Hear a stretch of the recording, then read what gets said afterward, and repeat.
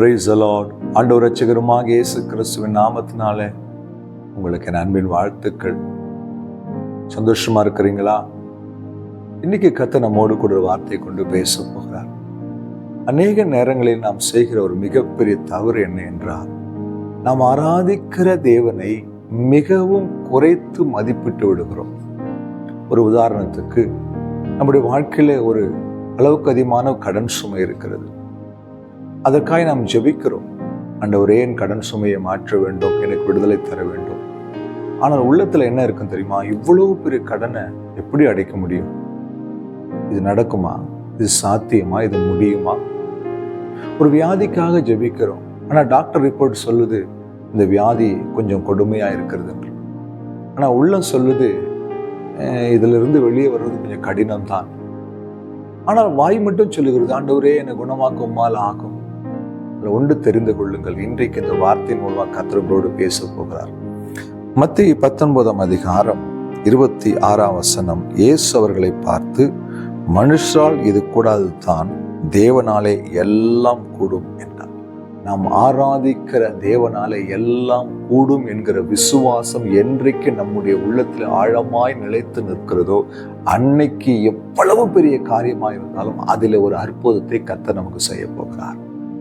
நமக்குள் இருக்கிற இந்த அவிசுவாசம், இந்த விசுவாச குறைவுதான் நம் வாழ்க்கைக்கு வரக்கூடிய நன்மைகளை நம்மளுடைய வாழ்க்கையிலிருந்து தடுத்து கொண்டிருக்கிறதை பார்க்கிறோம். எனக்கு அன்பான தெய்வ பிள்ளைகளின் அன்பு சகோதரனே, சகோதரியே, நாம் ஆராதிக்கிற தேவனால எல்லாம் கூடும். என் ஆண்டவரால முடியாதது இந்த உலகத்துல ஒன்றுமே இல்லை. வானத்திலும் பூமியிலும் சகல அதிகாரம் கொடுக்கப்பட்ட ஒரு தெய்வத்தை ஆராதித்துக் கொண்டிருக்கிறேன். அவர் ஐஸ்வர்ய சம்பன்னர், வானம் அவருக்கு சிங்காசனம், பூமி அவருடைய பாதப்படி. அவர் பாதப்படியில நிற்கிற எனக்கு அவர் எல்லாவற்றையும் செய்ய வல்லவராயிருக்கிறார் என்கிற நிச்சயமும் விசுவாசமும் நமக்குள்ள இருக்குமானால் எல்லாம் கூடும். எவ்வளவு பெரிய காரியமா இருக்கட்டும். டாக்டர்ஸ் முடியாதுன்னு சொல்லிட்டாங்களா? முடியாததை முடிக்கிற தேவன் இல்லாதவைகளை இருக்கிறவைகளை போல அழைக்கிற தேவன். என் தேவனால் கூடாத காரியம் ஒண்ணுமே இல்லை. என் ஆண்டவரால் எல்லாவற்றையும் எனக்கு செய்ய முடியும். யோபு சொல்லுகிறான், நீர் எனக்கு குறித்ததையெல்லாம் நிறைவேற்றி முடிக்கிறவர். என் அன்பு தேவ பிள்ளையே, இந்த நிச்சயத்தோடு ஜெபம் பண்ணுங்க. இந்த நிச்சயத்தோடு எதிர்பார்த்த அற்புதத்துக்காய் காத்திருங்க. தேவனால் கூடாத காரியம் ஒண்ணுமே இல்லை. மனுஷனால் கூடாதது, ஆனா நாம் ஆராதிக்கிற தேவனால் கூடாதது என்று வேதத்துல ஒரு காரியம் கிடையாது. காற்றையும் கடலையும் அதட்டினவர், மரித்தவனை உயிரோடு எழுப்பினவர், 5 அப்பம் 2 மீனை 5000 போஷித்தவர், அன்றைக்கு செய்த அற்புதங்களை இன்றைக்கு இந்த பூமியில செய்து கொண்டிருக்கிற ஆண்டவர் உங்களுக்கு எனக்கு செய்ய மாட்டாரா? ஏன் கவலைப்படுறீங்க?